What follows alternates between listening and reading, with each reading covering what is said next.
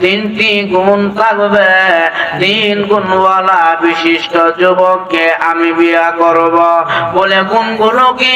ওই মহিলাটা বলে, 1 নম্বরে যে ছেলে আমাকে বিয়া করবে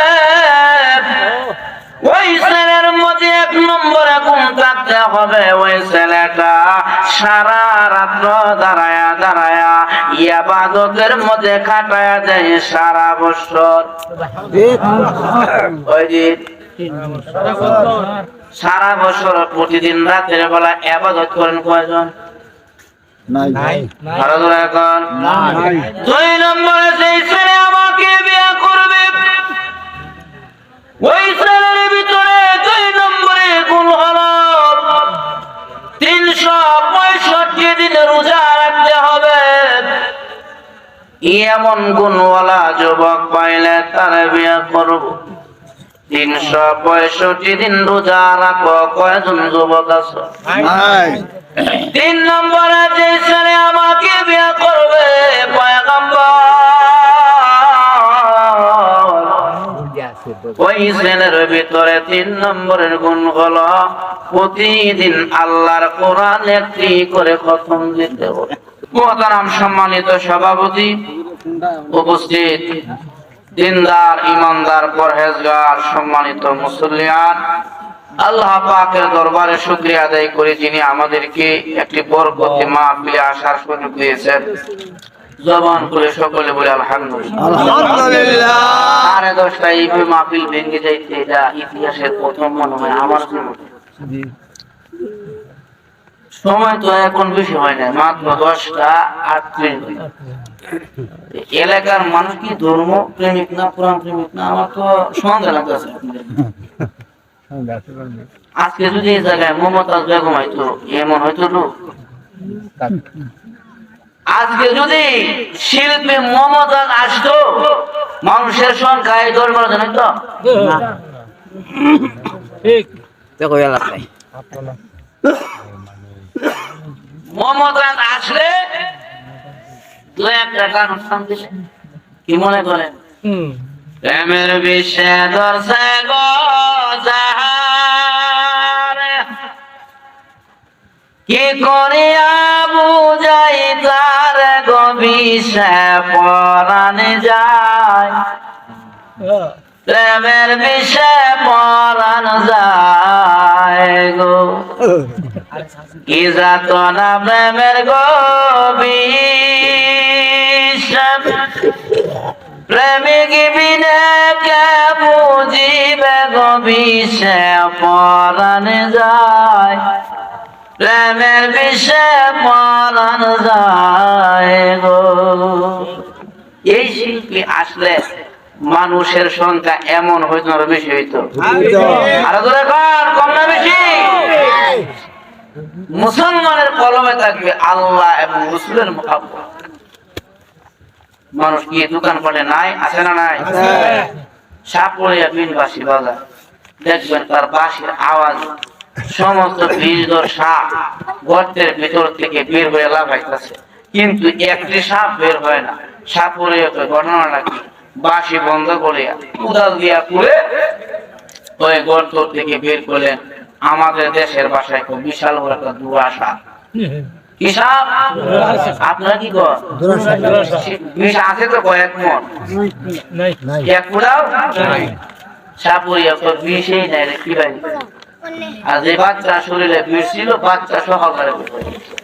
ঠিক তেমনি ভাবে যে মুসলমানের কলবে আল্লাহ এবং রাসূল, কোরআন এবং হাদিস, মসজিদ এবং মাদ্রাসা, ওয়াজ তাফসীরের মুহাব্বত যেই মুমিনের কলবে থাকে আর কানের মধ্যে আওয়াজ গেলে দোকান পাটে বসে থাকতে পারে না, দৌড়ে চলে আসে মাহফিলের ভিতরে। আর যে মুসলমানের কলবে কানের মধ্যে কোরআন হাদিসের আওয়াজ যাওয়ার পরেও তারা মাহফিলে আসতে পারে না, বোঝা গেল তারা দুরাসাপ মার্কা মুসলমান। আরে পাগলা মানুষ কয় হুজুর ওয়াজ যত করেন ভিতরে ঢুকতাম, কেনা ঢুকবেন না? ওই বাইরে হরণ কিনে দিচ্ছেন, আমরা দোকানে বসে বসে চা পান করবো আর ওয়াজ শুনবো, এই প্রকার শ্রোতা আছে না? নাই আছে। হুজুরে ওয়াজ করছে যে কোথাও পানি না পাওয়া যায় তাই এমন করে নামাজ পড়া যায়, মাসালা আছে না? আছে। তাই আমি নিয়ম বলে দিচ্ছি, মাটির মধ্যে হাত মেরে, হলের মধ্যে হাত মেরে, মাটির পাখিলার মধ্যে হাত মেরে, তাই এমন করে। যিনি চা পান করে দোকানে বসে উনি কয়েক খেয়াল এক নম্বরে বেশি চা পান করে টুকুরে দেবো খেয়াল রাখে, আবার আশেপাশে কি কে কি বলে ওইটাও খেয়াল রাখে, আবার মোল্লা কি ওয়াজ করে সেটাও খেয়াল রাখে। হঠাৎ তার কানে আওয়াজ দিল, ওষুধ ছাড়া নামাজ পড়তে যা। তখন তিনি কয়ে মুরুবি পিছিয়ে আইছে, মাঘ মায়া শীত, পানি যে ঠান্ডা, আর হুজুর একটা ওয়াজ করছে, নামাজ পড়লে ওযু লাগে না, যত নামাজ কাজা করছে সব আদায় করে।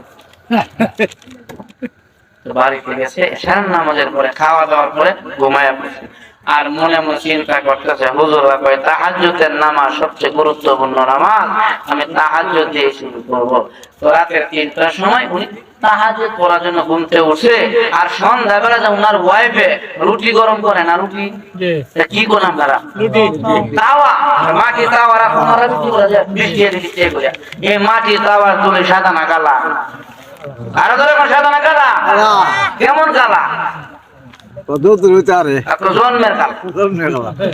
রাতের 3টার সময় ঘুমতে উঠছে, ওই হুজুরের নিয়ম অনুযায়ী তাই বলবো, ওই তাওয়ার তুলের মধ্যে গিয়ে হাত মারছে, হাত ধরে মুখ মাসাই করছে, আবার হাত ধরে ডান হাত মাসাই করছে, আবার হাত মেরে বাম হাত মাসাই করছে। আচ্ছা বলেন তো দেখি তারা সুরতটা কেমন দলেও যেমন কালো, তার সুরত যেমন কালো। এই কালো সুরত নিয়ে রাতের 3টার সময় উনি ঘরের দিকে যাইতেছে, তাহাজ্জুদের নামাজ পড়বে। কোন কারণে ওনার ওয়াইফের পেশাবের ব্যবস্থা, উনি ঘুমতে উঠে দেখে দরজার সামনে দাঁড়ায়, হাত পাও কালো।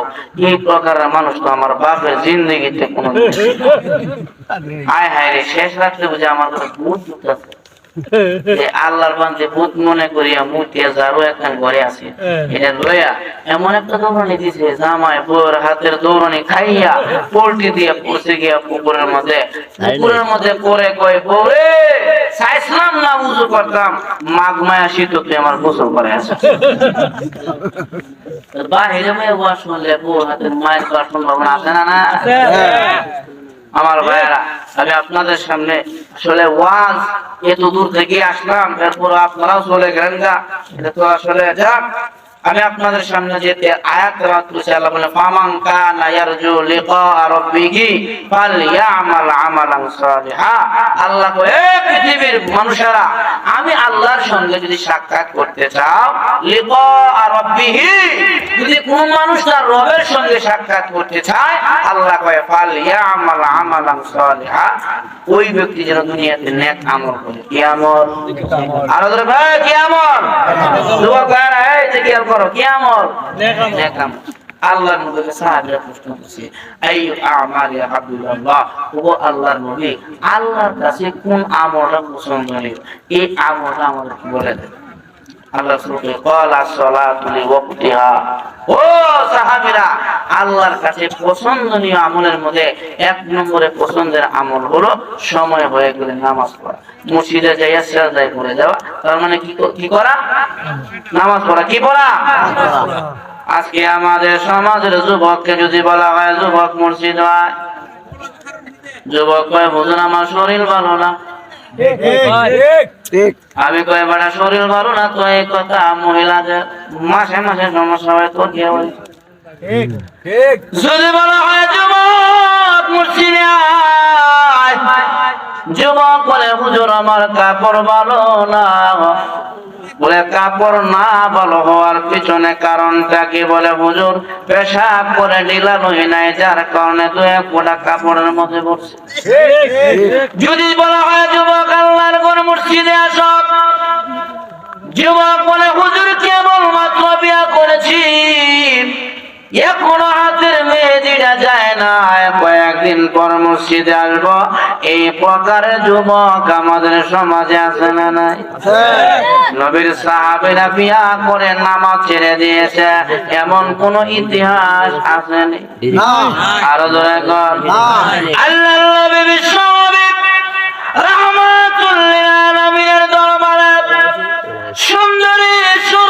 একজন নারী নবীর কাছে গিয়া বললেন, ইয়া রাসূলুল্লাহ, ইয়া হাবিবাল্লাহ, আল্লাহর নবী গো, আমাকে ধার্মিক একটি ছেলে দেখিয়া ওই ছেলের সঙ্গে আমাকে বিবাহে আবদ্ধ করায় দেন, আমি যেন আমার বাকি জিন্দেগিটা সুখে শান্তিতে থাকতে পারি। আল্লাহর নবী কয়, মহিলা রে, কেমন ছেলে তুমি পছন্দ করো? মহিলাটা বলে, পয়গম্বর, যেই ছেলের ভিতরে দুনিয়াতে 3টি গুণ থাকবে, 3 গুণওয়ালা বিশিষ্ট যুবককে আমি বিয়া করব। বলে, গুণগুলো কি? ওই মহিলাটা বলে, 1 নম্বরে যেই ছেলে আমাকে বিয়া করবে, ওই ছেলের মধ্যে 1 নম্বরে গুণ থাকতে হবে, ওই ছেলেটা সারা রাত্র দাঁড়ায়া দাঁড়ায়া ইবাদতের মধ্যে কাটায়া যায় সারা বছর। সারা বছর প্রতিদিন রাতের বেলা ইবাদত করেন কয়জন? নাই। 2 নম্বরে যেই ছেলে আমাকে বিয়ে করবে, ওই ছেলের ভিতরে 2 নম্বরে গুণ হলো 365 দিন রোজা রাখতে হবে। এমন গুণওয়ালা যুবক পাইলে তার বিয়ে করব। 365 দিন রোজা রাখো, কয়জন যুবক আছে? 3 নম্বরে যে ছেলে আমাকে বিয়ে করবে, পয়গম্বর, ওই ছেলের ভিতরে 3 নম্বরের গুণ হলো প্রতিদিন আল্লাহর কোরআন একটি করে খতম দিতে হবে। বিশ্ব নবী রাহমাতুল লিল আলামিন বলেন, সাহাবীরা রে, মদিনাতে সুন্দরী একজন নারী আছে, মেয়ে আছে, কে বিয়ে করবা? নবী যখন সুন্দরের কথা বললেন, সাহাবীরা হাত উঠাইছে, ওদের আমরা বিয়ে করব। কারণ পুরুষের একটা অভ্যাস হলো পুরুষকালে বিয়ে চায়, আর মহিলাদের চাহিদা হলো, মহিলাদের অভ্যাস হলো শাস্ত্র কাপড়, এটা তুই এই যায়, আর যুবক ভাইদের অভ্যাস হলো বয়স যদি হয় 18, কয়েকে বল আমার 3.5, আর বুড়া মানুষের অভ্যাস হলো বয়স যদি হয় 70, কয়েক 95 মানুষ আমাদের বড় বিশ্বাস যায়। আল্লাহর নবী কয়, সাহাবীরা বিয়া যে করবা, যেই ছেলের ভিতরে 3টি গুণ থাকবে, ওই যুবককে মহিলা বিয়া করবে। 1 নম্বরে যেই ছেলেটা সারা রাত্র দাঁড়ায়া দাঁড়ায়া সারা বছর ইবাদতের মধ্যে কাটায়া দেয়, 2 নম্বরে যেই যুবক সারা বছর রোজা রাখে, 3 নম্বরে যেই যুবক প্রতিদিন আল্লাহর কোরআনের একটি করে খতম দেয়।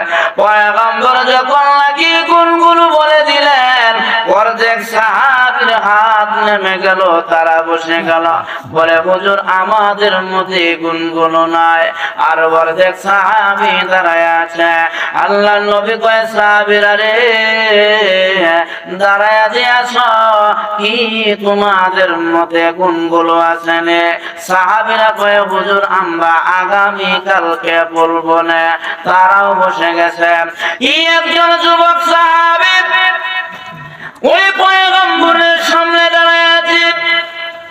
আল্লাহর নবী কয়, সাহাবী তুমি যে দাঁড়ায় আছো, তোমার মধ্যে কি 3টি গুণ আছে? সাহাবী কয়, যে হুজুর আমার মধ্যে 3টি গুণ আছে, আমি 3টি গুণে গুণান্বিত। আল্লাহর নবী কয়, সাহাবী রে, যাও মদিনার সুন্দরী নারীটার সঙ্গে তোমার আমি পয়গম্বর বিবাহে আবদ্ধ করে দিলাম। নবীজি তার সঙ্গে বিবাহে আবদ্ধ করে দিলেন। সাহাবী নতুন বদনিয়া বাড়ির দিকে রওনা হয়েছে।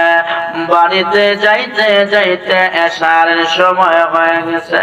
কারণ আজ থেকে 30 বছর আগে যারা বিয়া করেছে, রাতের বেলায় বিয়ার বাড়িতে বিয়ার মজা জমতো।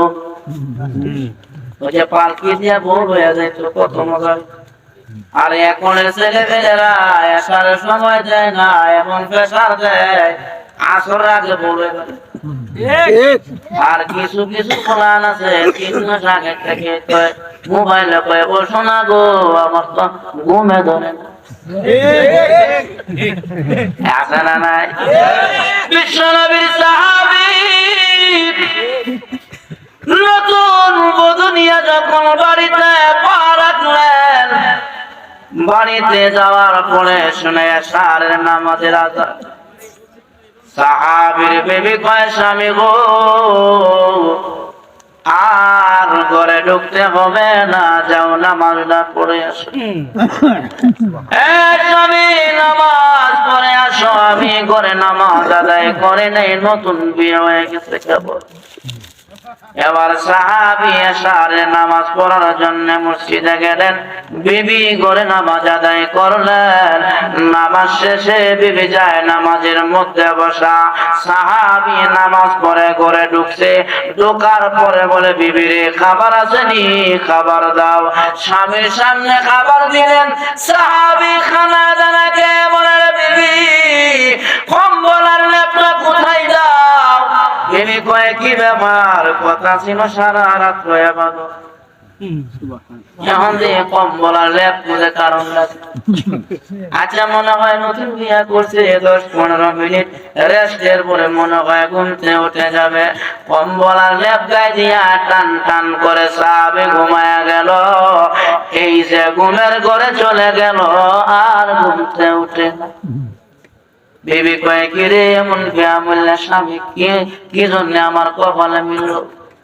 আচ্ছা মনে হয় আগামী কালকে যে রোজা রাখবে সাহারির সময় মনে হয় ঘুমতে উঠবে।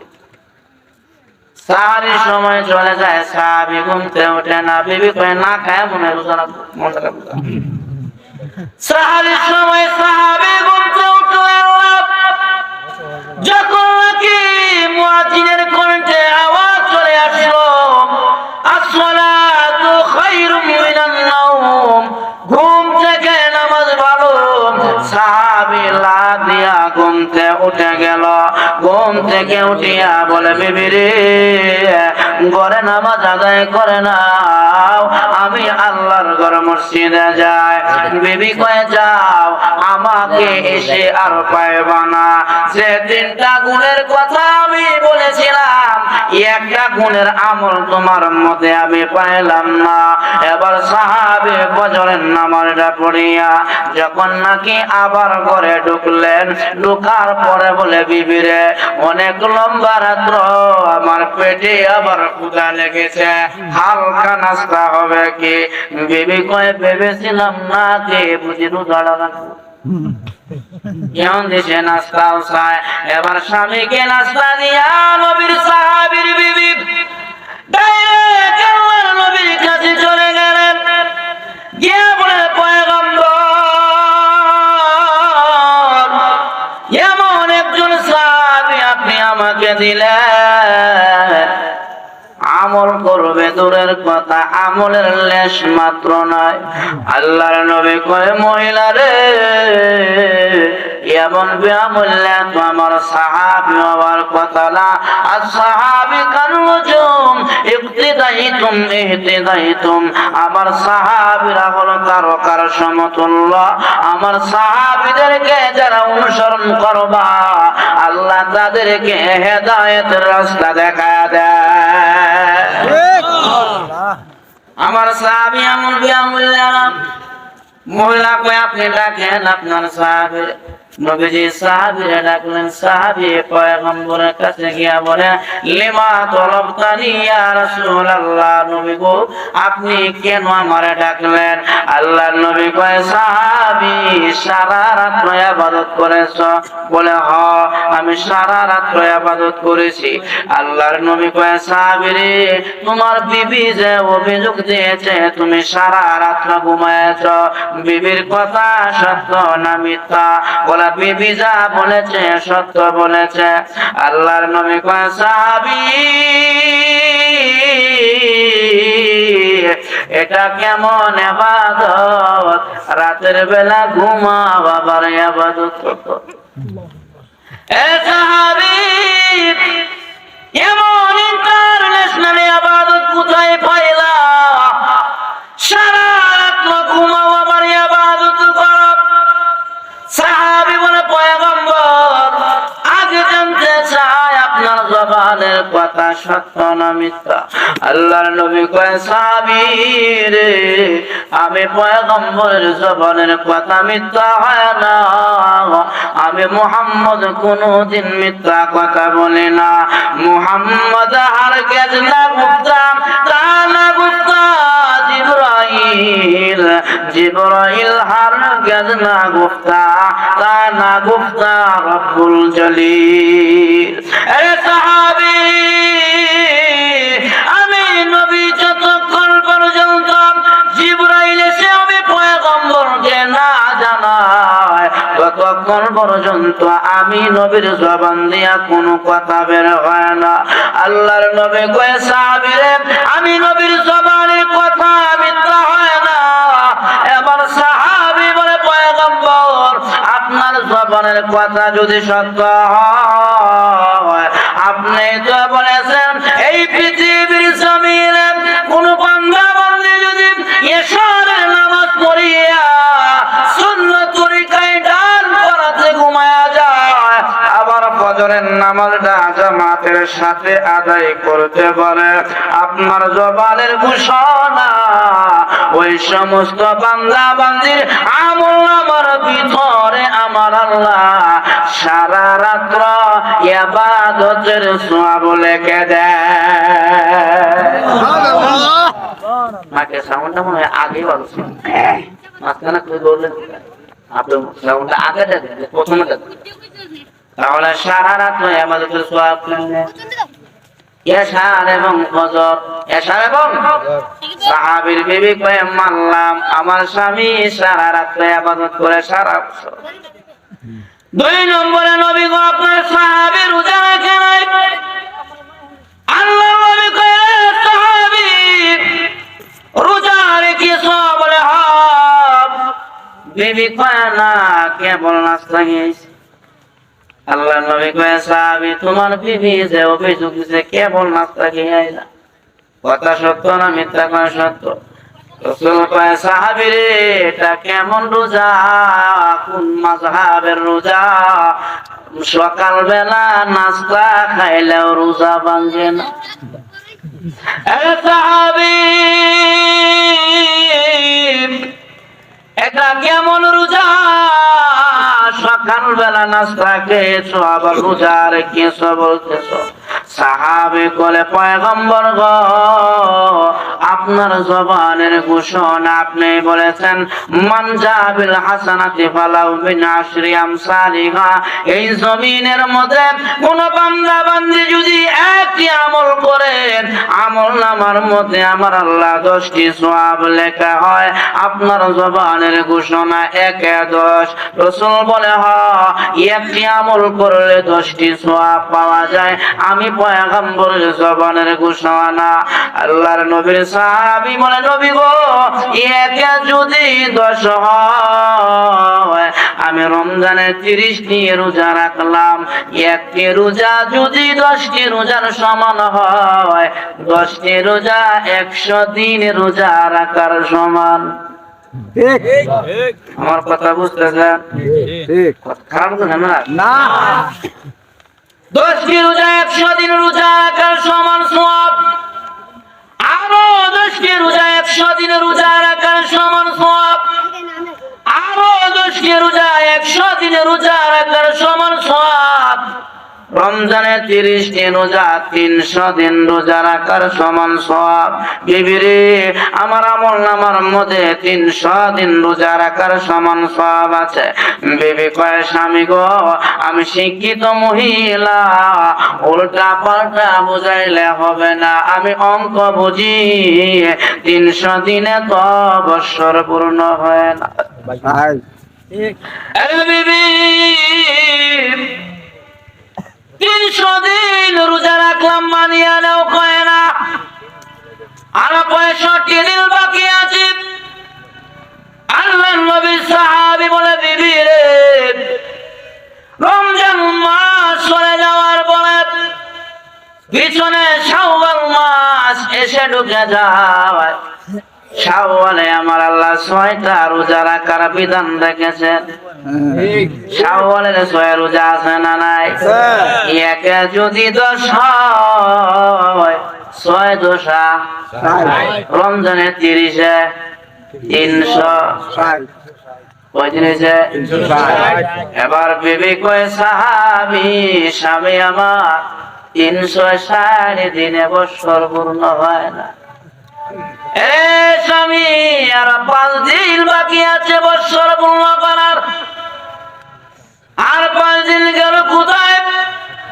নবীর সাহাবী বলে, বিবি রে, আমার নবী বিশ্ব নবী রাহমাতুল লিল আলামিন বলেছেন, মুসলমানের জন্য 5 দিনে রোজা রাখা নিষেধ। আইয়ামে তাশরিকের 3 দিন আর হলো 2 ঈদের দিন, এই 5 দিন মুসলমান রোজা রাখতে পারে না। নবীর জবানের ঘোষণা, পয়গম্বর বলেছে, কোন বান্দা বান্দি যদি রমজানে 30টা রোজা আদায় করে, শাওয়ালের 6টা রোজা আদায় করে, 2টা ঈদ সুন্নত তরিকায় খাটাইতে পারে, আমার নবীর জবানের ঘোষণা, ওই সমস্ত বান্দা বান্দির আমলনামার ভিতরে আমার আল্লাহ সারা বছর রোজা রাখার সমান সওয়াব লিখে দেয়। এবার বিবি কয়, ভাইজান, আমার স্বামী সারা বছর রোজা রাখে,